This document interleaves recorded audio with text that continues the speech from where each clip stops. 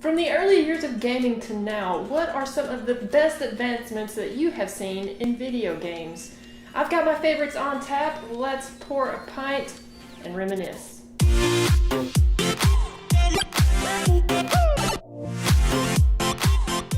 How's it gaming, everyone? Brutality here to bring you episode 3 of Pixels and Pints, where I pair a beer with a whatever the piss conversation we want to have about video games here. So before we get into the discussion, let's learn a little more about today's beer. Our pint today is going to be filled with Not Your Father's Root Beer by Small Town Brewery. I chose this beer because I'll be talking about some things from my video game roots, and root beer brings me back to those great days when my grandmother used to make us root beer floats during those hot summer days.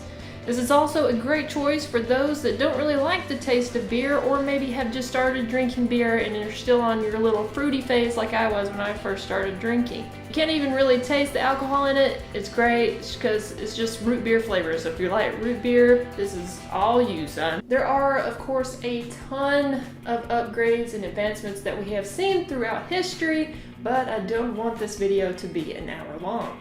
I can only dole out my awesomeness in little small spurts. I can't overwhelm you and make you pass out due to awesome overload or boredom. So let's get into some of my favorite advancements, but first we gotta kick it off. I'm gonna drink. The first thing on my list has got to be checkpoints when you're playing your campaign or your story mode. I don't think you youngsters out there can appreciate this advancement as much as we who grew up on the NES. Did I just say youngsters? I think I just did.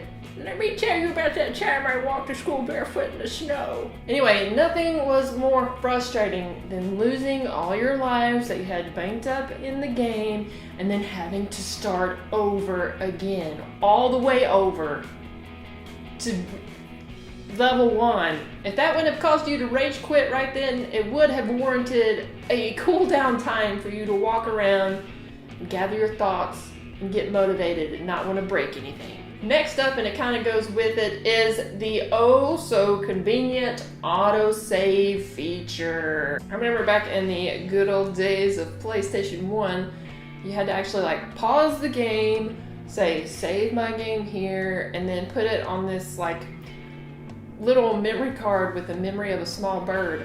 Then later when you started up the game again, it was a big job to try to go and get your save and start back where you were. Don't get me wrong, I was really blown away back then that I was able to save my games on this little mini floppy disk thing. That little dude makes me appreciate all the memory that we have internally in our consoles now.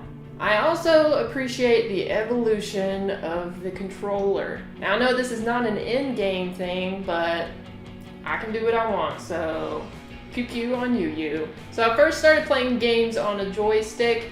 It was okay for a little bit, but after a while, if you had long sessions, then it was not so comfortable. And guys, pro tip, if a girl comes at you and talks sexy and starts doing joystick moves like this, you may want to run. Unless you're into that sort of thing. I'm an idiot. The next thing that I graduated to was the very rectangular NES controller, which left weird indentions in your hand and led to lots of hand cramps. I don't know about you guys that played the NES, but that's what happened to me.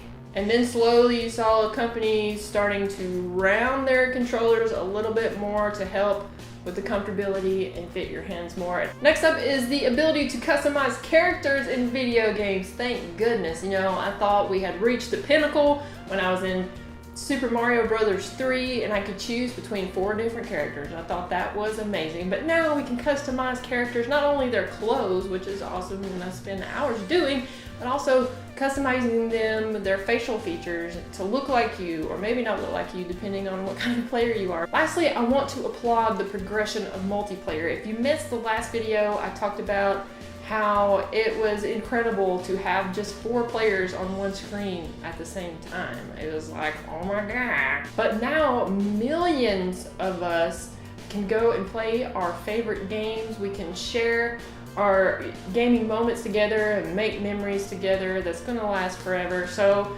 it's really awesome to play multiplayer online.